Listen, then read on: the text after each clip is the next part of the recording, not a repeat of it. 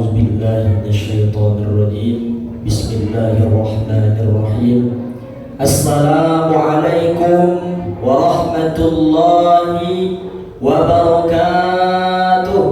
Waalaikumsalam warahmatullahi wabarakatuh. حمدا وشكرا لله صلاة وسلاما على رسول الله محمد ابن عبد الله وعلى آله وأصحابه ومن والاه أما بعد فقال الله تعالى في كتابه الكريم أعوذ بالله من الشيطان الرجيم بسم الله الرحمن الرحيم يا أيها الذين آمنوا كتب عليكم الصيام كما كتب على الذين من قبلكم لعلكم تتقون صدق الله العظيم. Hadirin wal hadirat jamaah salat tarawih yang dirahmati oleh Allah. Bersyukur kita atas kehadiran Allah Subhanahu wa taala yang mana atas limpahan nikmatnya kita masih bisa bersama-sama melangkahkan kaki, mengayunkan tangan, menggerakkan badan, hadir di Masjid Al-Munawwarah yang dirahmati oleh Allah ini. Mungkin kita sering mendengar bulan-bulan lalu ketika imam memanjatkan doa Allahumma barik lana fi Rajab wa Sya'ban wa ballighna Ramadan. Ya Allah, berkahilah kami di bulan Rajab, di bulan Sya'ban, dan sampaikanlah kami di bulan suci Ramadan ini. Maka daripada itu, nikmat yang besar yang sekarang kita rasakan ialah kita masih bisa bersama-sama berjumpa dengan bulan suci Ramadan ini. Alhamdulillahirabbil alamin. Faqala Allah Ta'ala fi haditsil qudsi. Allah Subhanahu wa taala berfirman di dalam hadits qudsi. Anallah la ilaha illa ana. Man lam yashkur ala ni'mai wa lam yasbir ala al-bala'i wa lam yarda bi qada'i falyattahiz rabban siwaya. Apa kata Allah? Anallah, saya adalah Allah. La ilaha illa ana. Tiada Tuhan selain saya. Man lam yashkur ala ni'mai, barang siapa yang tidak bersyukur atas nikmatku, wa lam yasbir ala al-bala'i, dan tidak sabar atas ujianku, walam yarda biqada'i, dan tidak ridha dengan ketentuanku, falyattahiz rabban siwaya, maka carilah Tuhan selain aku, kata Allah Subhanahu wa taala. Salawat bertangkaikan salam, berdaunkan cinta, berakarkan kasih sayang, tidak lupa kita curahkan kepada Nabi junjungan alam yang telah mendobrak pintu kebatilan, yang telah berjuang mati-matian bertumpah darah demi menegakkan kalimat La ilaha illallah Muhammadur Rasulullah sallallahu alaihi wasallam. Telah dijelaskan di dalam kitab Rubabul Hadis, qala Rasulullah sallallahu alaihi wasallam. Apa kata Rasulullah sallallahu alaihi wasallam? Man shalla alayya salatan wahidatan, barang siapa bersolawat atasku satu kali, sallallahu biha asyran, maka Allah Subhanahu wa taala akan berikan ia 10 kebaikan.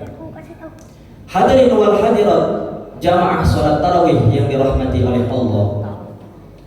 Mungkin telah kita ketahui bersama perkara-perkara apa saja yang dapat membatalkan puasa. Namun pada kesempatan kali ini, pada malam hari ini, kami akan bahas sedikit tentang perkara-perkara yang dapat merusak pahala puasa. Kenapa demikian?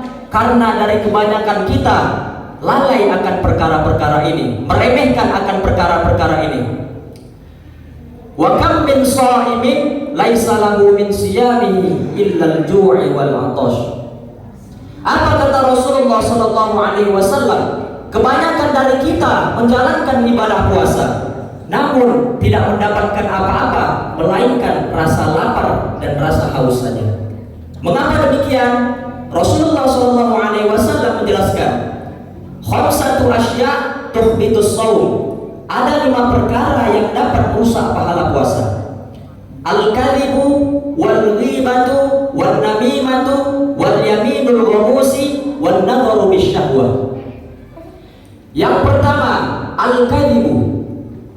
berkata dusta.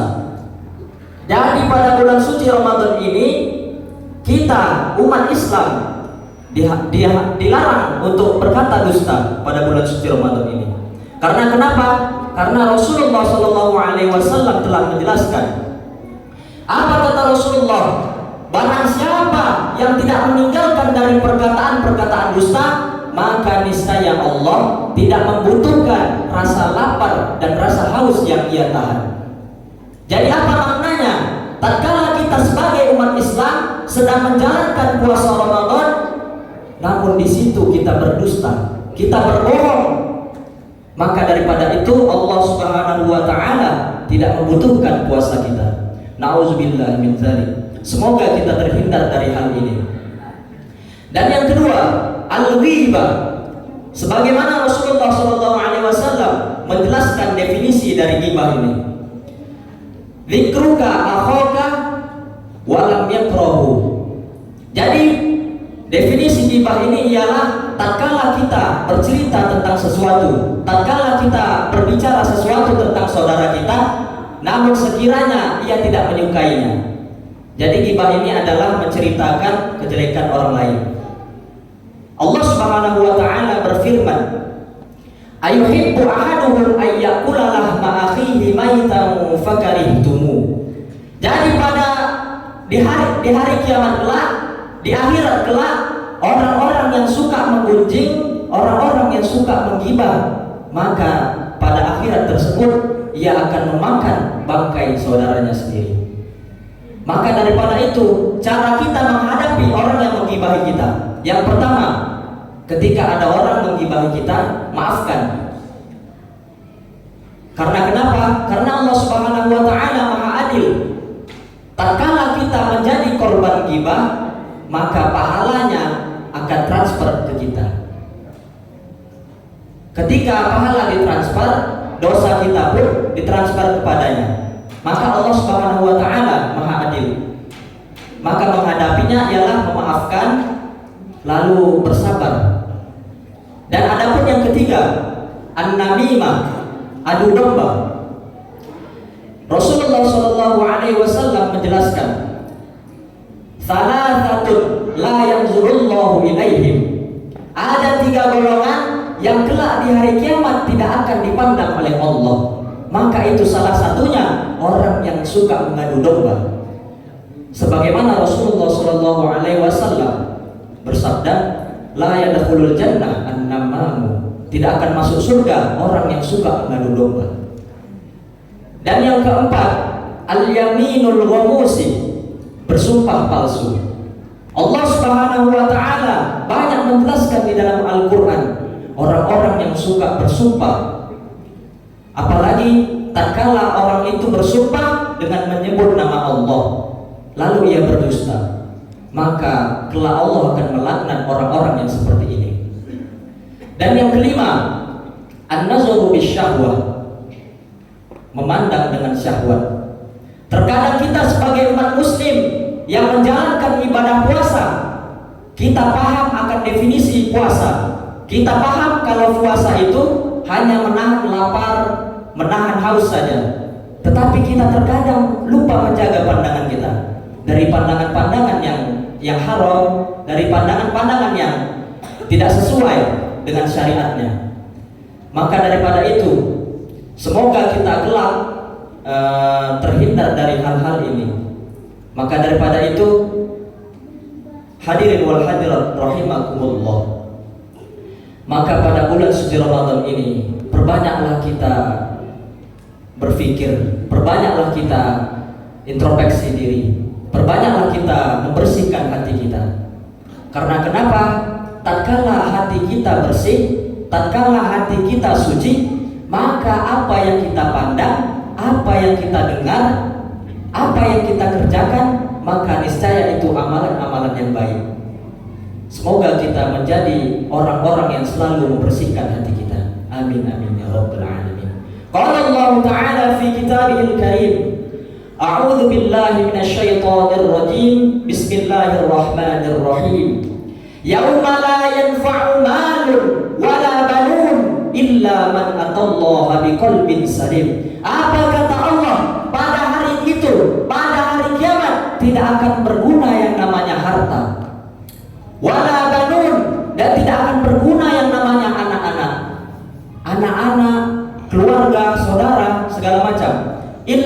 man atallaha biqalbin salim. Kecuali orang yang mendatangi Allah, orang yang menjumpai Allah biqalbin salim, dengan hati yang bersih. Maka daripada bulan suci Ramadan ini, tatkala Allah buka pintu-pintu taubat, tatkala Allah buka pintu-pintu ampunan, maka kita manfaatkan sebaik-baik mungkin. Karena daripada bulan suci Ramadan ini, Allah Subhanahu wa taala banyak menitipkan keberkahan-keberkahan, banyak menurunkan keberkahan-keberkahan. Namun ada kala juga kita sebagai umat muslim ada menjadi orang yang merugi pada bulan suci Ramadan ini. Jadi Rasulullah SAW pernah menjelaskan, orang yang merugi di bulan suci Ramadan ini, tatkala telah selesai bulan Ramadan, tatkala telah berakhirnya bulan Ramadan, namun ia belum mendapatkan pengampunan dari Allah Subhanahu wa taala. Maka daripada itu, banyaklah kita meminta ampunan, karena di bulan suci Ramadan ini Allah buka pintu-pintu langit.